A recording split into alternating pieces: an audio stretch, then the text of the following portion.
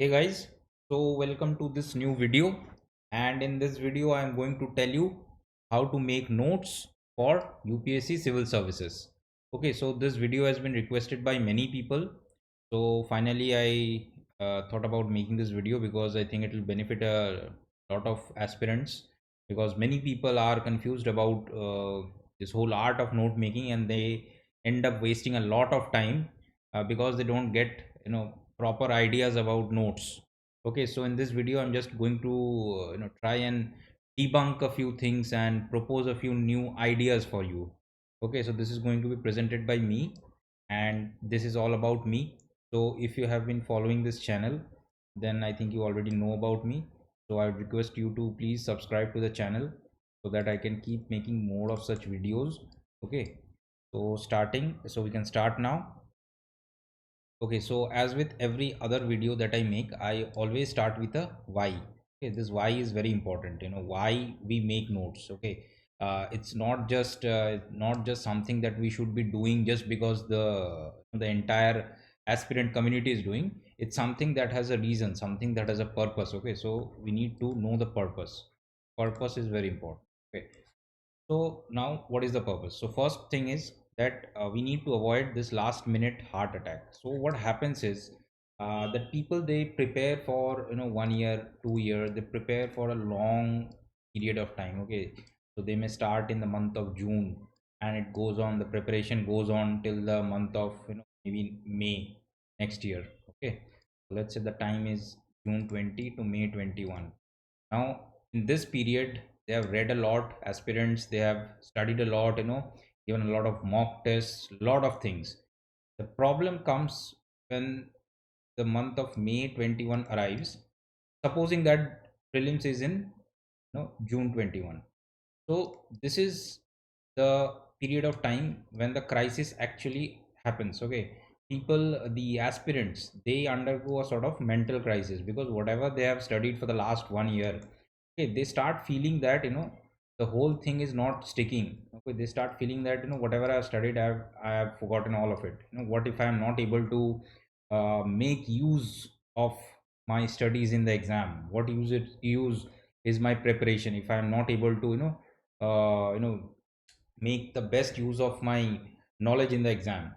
So it typically happens in the last 1 or 2 months. Okay, so it's this last 2 months when the trick really lies. Okay, so you will see that a lot of people, they drop out of preparation in the last 2 months, and the main reason is that they are unable to consolidate. Okay, so this unable to consolidate their entire preparation, this is one of the biggest reasons for people dropping out from the preparation in the last 1 or 2 months. Okay, so to avoid this, to avoid this last minute crisis of confidence, to avoid this last minute heart attack, it's very essential that you make notes all throughout your preparation. If you are making notes for the last 1 year, okay, this situation will not arise in the last 2 months. Okay, the second thing is that it's about feeling confident. Okay, it's not just about preparing for 1 year in vacuum. Okay, it's not about preparing for 1 year in vacuum and then suddenly just going to the exam hall on prelims day and just scoring 200 out of 200. It's not that thing. This is a very long preparation process, and it takes a lot of time, lot of patience, and lot of endurance. So it's very important that you feel confident on day to day basis. Okay, so this is very important. This is what many people don't understand, and they actually do not understand what is going wrong with them, simply because they don't have this daily dose of confidence. This daily dose of confidence is something that keeps you going in the next day also. So when when you're tired and you're trying to go to sleep, then you need to feel confident that next day, yes, next day it's a good opportunity for me to further accelerate my preparation. This is something that should happen daily. Okay, but this does not happen for most people because they do not have the means to means to create that confidence from inside. Okay, this confidence can only come if you keep adding to your notes. Okay, so the notes, they're just like they're just like pebbles. Okay, you keep throwing one after the other, and over a period of 1 year or so, it will be a mountain. Okay, this is the purpose that the notes they serve. Okay, So this whole idea of feeling confident on day to day basis, this can come only when you start throwing these pebbles. These pebbles are your notes. So when you start accumulating these notes over a period of time, over a period of 1 year, 2 years, then you start feeling confidence. Okay, your confidence, it grows, and it automatically makes you feel very alive every day. Okay, the third thing is that you need to have some kind of an edge, and your notes are the only thing that will give you the edge in the competition. Believe me, it's not the material, it's not the coaching, it's not the not the test series that you take, it's not the some kind of magic mantra that you take from a topper. None of these things give you any kind of edge.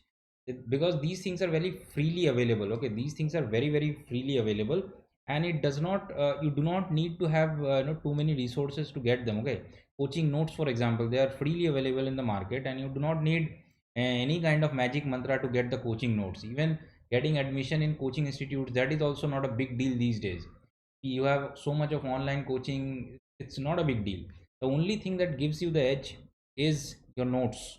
Okay, because that is where your uniqueness, your personality, they shine through. Okay, so if you can make your own customized notes, if you can make your own personalized notes, the kind of notes that actually suit your personality, suit your purpose, then I believe that you have the definite edge in the preparation.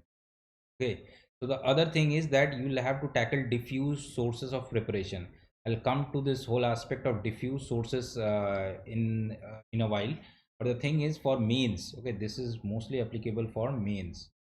Okay, because in mains you do not have the syllabus is not like if you just read one book and go to the hall, you'll be able to answer everything. Okay, the topics are all very fragmented. Okay, so if you look at gs2 or gs3, okay, the topics are very very fragmented. There are multiple small topics in one section, even smaller topics under that. Okay, so once you see the syllabus, you will realize that it's not sufficient to just read one particular book or one particular notes and go to sleep with that. Okay, so it's not enough, because you will need to read at least 2 to 3 sources. By 2 to 3 sources, I don't mean 2 to 3 books. Okay, I don't mean that. I mean sources which make the preparation complete. Okay, so to complete your preparation, you need different sources, and they'll be diffused. Okay, they'll be not you'll not find everything in a single book or everything in a single note.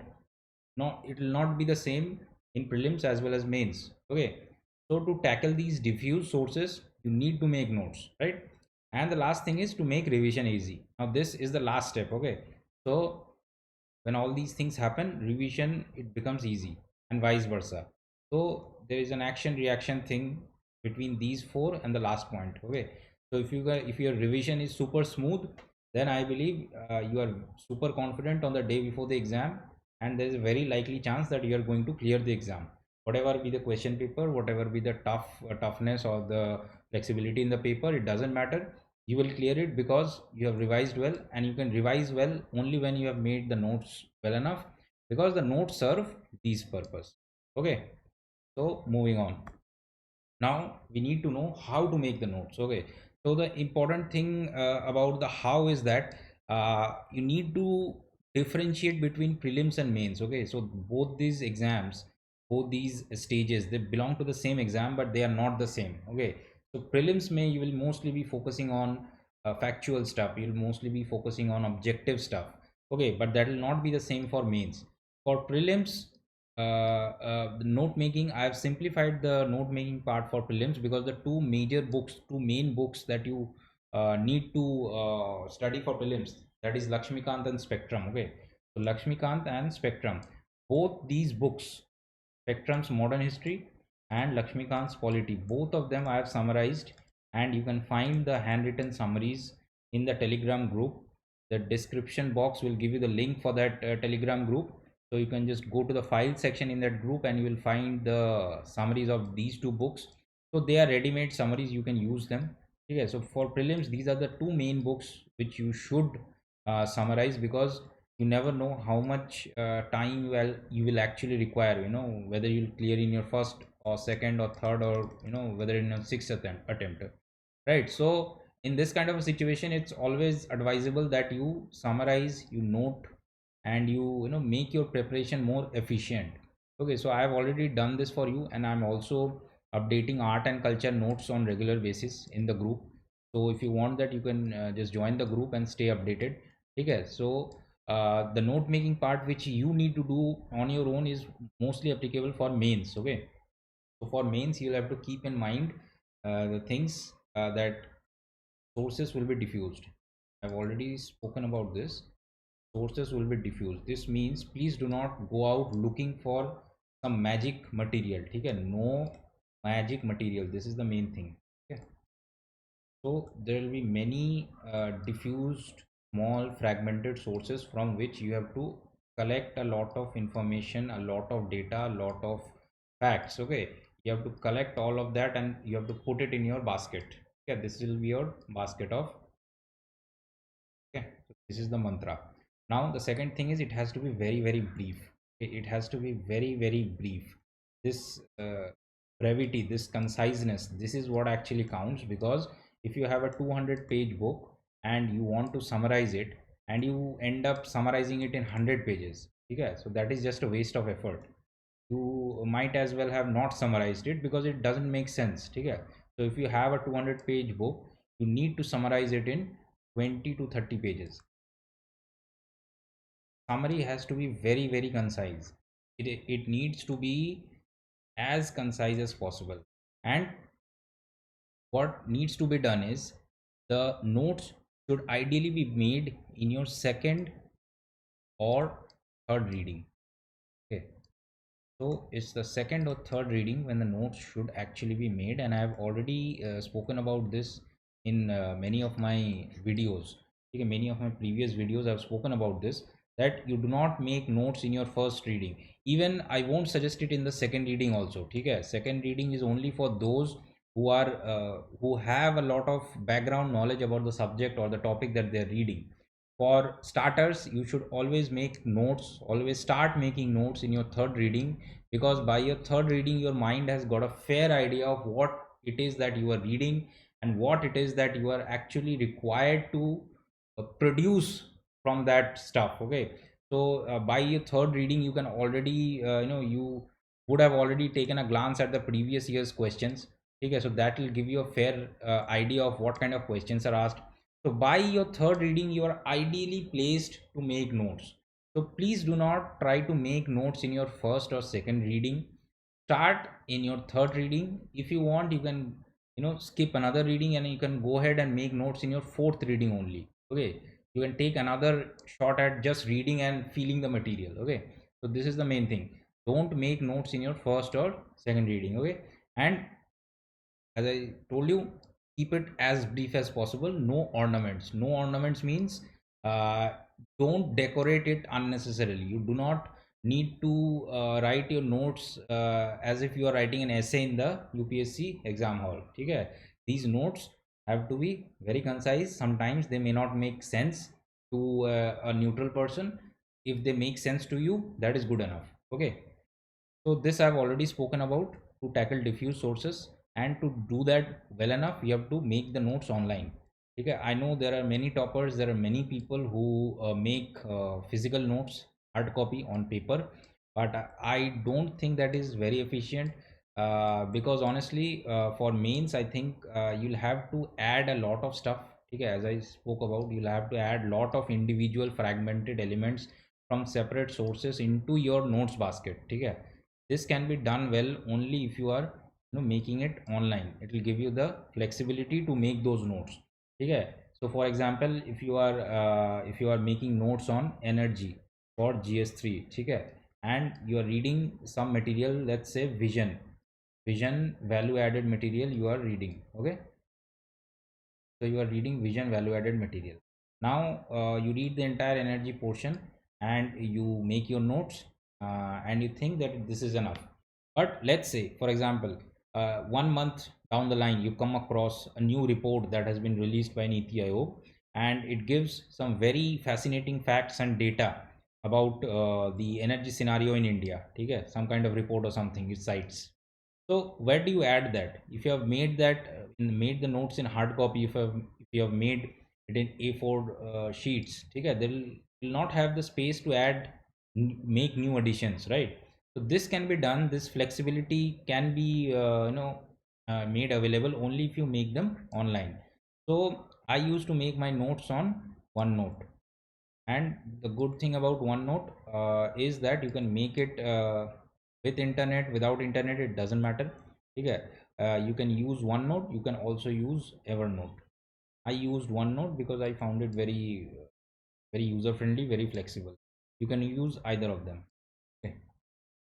Okay, now the other thing is progressive annotation. Now this is a very tricky kind of thing. Okay, progressive annotation means once you make your notes, okay, so once you make your notes, let's say this is your first reading, okay, let's say this is your first reading, then you have your second reading, then in your third reading you start making your notes, okay. So let's say these are your notes, okay. So when you have made your notes, then you also have to revise your notes, okay. Notes is not the end of the story. Notes means it just shortens the material that you have to revise. That's the best part. But it does not mean that you have automatically your mind has taken the notes and you don't have to do anything with it. You have to revise it. So let's say you have to do first revision. So let's say you have to do first revision, okay. This is R1. Let's say this is R1. Then we have R2, okay. Then you have second revision, and then you have third revision, right? So we are taking three revisions for the notes, okay. So progressive annotation, it means that in revision 1 you only highlight using the bold letters, okay. This is just an indicative example, okay. So you just use the bold, okay. So bold kar do bas, okay. So in your first revision you only use this tool, okay. In your second revision you use underline, okay.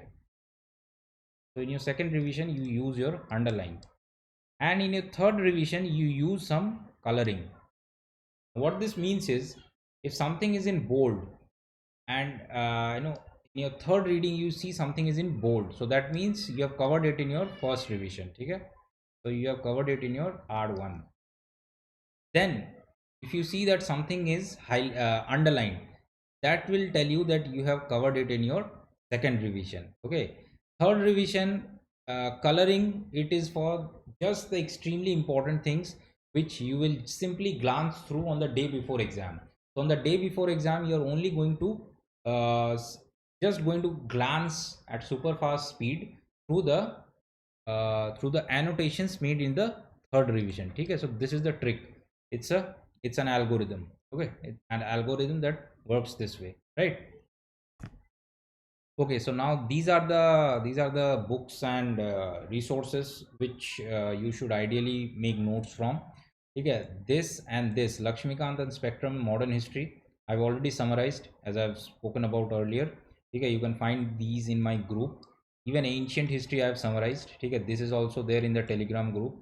This is there, this is there, and this is also there. Okay, and along with that, art and culture, I've started giving out the summaries chapter wise. So this will also be there in the Telegram group. You can find it. uh, these are the other sections that you need to make notes from using the techniques that I have just spoken about. This test series, this is the thing that people talk about revising test series. I don't think revising test series is a good idea from the solutions booklets, because what you should ideally do is, if you are making your notes, if you are making your notes, I earlier pointed out about a notes basket, okay. Like if you are making your notes from various diffuse sources, test series is also a source. In one of my previous videos I've spoken about this, the test series is not just a sink, okay. It's a source of preparation as well. It's not just a sink where you just test how much marks you are scoring. It's a source of important information as well, things that you may not have got in the regular textbooks, okay. So you just check the solutions booklets for the test series, and from those, whatever is not there in the notes already, you simply add those in your notes and you just throw the test series away. Okay, you don't need to look back at the solutions before the exam. So that is the way you make the preparation more efficient.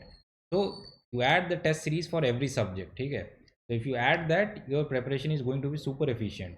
So for example, environment may you can add 2-3 test series, and if you can simply add it to your notes, it will be, very easy to revise later on.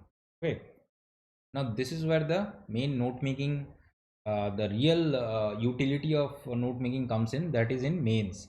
Okay, because in mains you have a lot of fragmented topics. Okay, so mains may you have a lot of fragmented topics. Okay, fragmented topics, this is the real problem. Because in prelims, there will be a topic like from modern history of India from 1757 onwards. So you will find a ready-made book that gives you all the necessary information from the exam perspective. But in mains it will not be so. Okay, mains may there will be different kinds of topics and different colors of topics. So it's better if you take a look at the syllabus, and then you'll realize what I'm saying. Okay, so if you check the syllabus, you will see that it's all about breaking them down into topics. Okay, and when you break them down into topics, as I've told you, there will be no single source that will be enough. Okay, some people say that only reading vision value added material may be enough for certain topics in GS2 and GS3. Well, for very few topics it may be enough, but the problem is that when the same material is being used by everyone, then the answers also start getting repetitive. Okay, so you start losing your edge if you're just doing what everyone else is doing. Okay, so you need to keep some other sources, some other data points, some other examples. You need to have those to have that edge. So again, you need to have your previous year's questions ready. As I told you, by your third reading of a particular subject or a particular topic, you should already have covered the previous year's questions. You should have already processed the kind of questions that are being asked. So when you know the kind of questions that are being asked, you can actually go for targeted notes. For example, if the topic is, say, social sector. Okay, let's say the topic is social sector.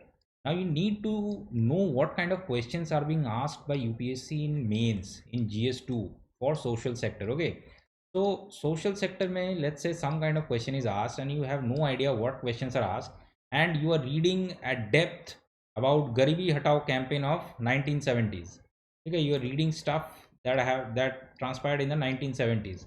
Okay, you will just be wasting your time and you will not be helping your chances.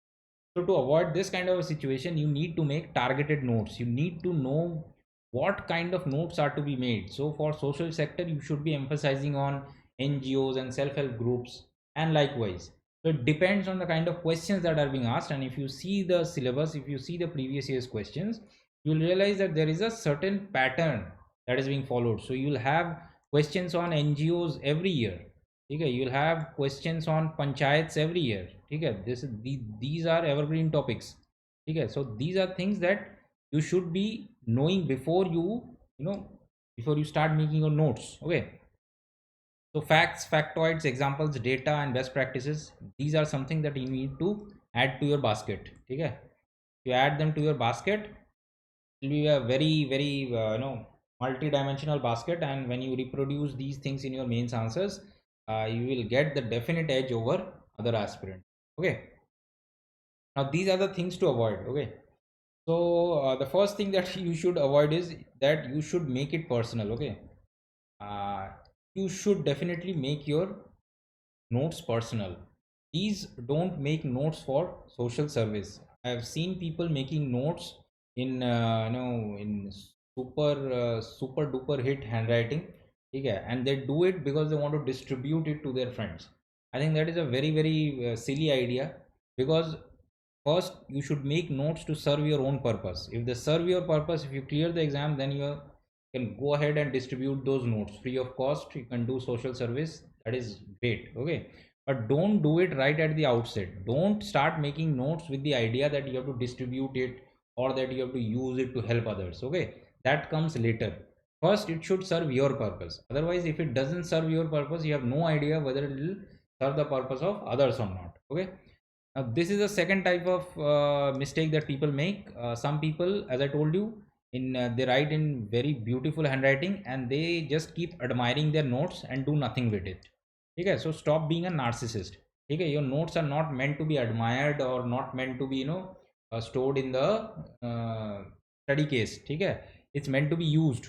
Okay, so it's about use, how you are using it. It's not about the handwriting, it's not about how thick your notes are or how beautifully annotated they are. It's about whether you are putting them to use or not. That's the only thing that counts. Okay, and this is the third thing. Okay, don't blindly copy paste from websites or from test series. Okay, this blind copy paste, it creates its own set of problems. When you are doing this copy paste thing without processing it in your own mind and jotting it down in your own words, when you are doing this kind of a thing, what happens is it simply adds to the notes without adding any utility to it. The volume increases, okay? The volume increases, but there is no utility. This utility will come only when you summarize the things in your own words. So if a test series booklet is giving you a certain answer, okay, it's giving you a certain answer, and you simply copy paste this whole thing in your notes, that doesn't make sense. Okay, it's as good as not making not as good as not adding anything. So if there are 5 lines in this whole thing, just take out those 3 or 4 words, or just take out those 2 or 3 phrases which are necessary for your notes. Okay, the rest of it is not needed, it's junk. So always summarize it in your own words before you add it to your notes. Your notes are very valuable. The notes are like a bank locker. So you do not put unnecessary stuff into it. It's only the important things that you can put in your bank locker. So always consider your notes to be the bank locker. If you consider that, you will start valuing it. Okay, the bank locker. So this is a quote that I wanted to use here in this context. It does not matter how slowly you go, as long as you do not stop. So many people, they start preparing, and within 1 month they start comparing themselves with the toppers. Okay, so that is a very foolish kind of strategy, because imagine what would have happened if in 2009 Virat Kohli had started comparing himself with Sachin. Okay, so if he had started comparing himself with Sachin in the year 2009, it would have been a disaster. Let's say Virat had compared himself with Sachin and said ki, Sachin is such a talented batsman, he has so many runs, and I am a nobody.